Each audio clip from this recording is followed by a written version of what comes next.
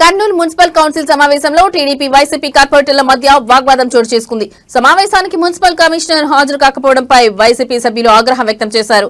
అయితే మీటింగ్ అజెండాను ముందుకు తీసుకెళ్లడానికి అభ్యంతరం ఏంటని టీడీపీ కార్పొరేటర్లు వాదనకు దిగడంతో కొద్దిసేపు సభలో గందరగోళం ఏర్పడింది.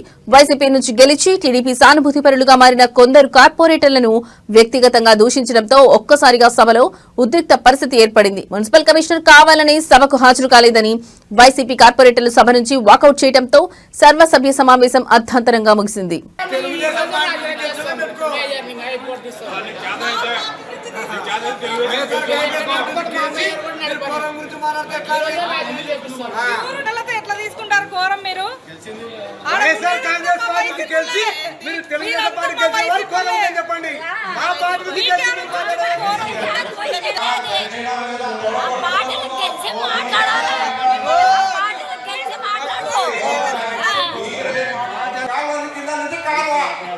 అలాంటి పనులు చేసినారమ్మా మీరు కూడా వద్దమ్మా.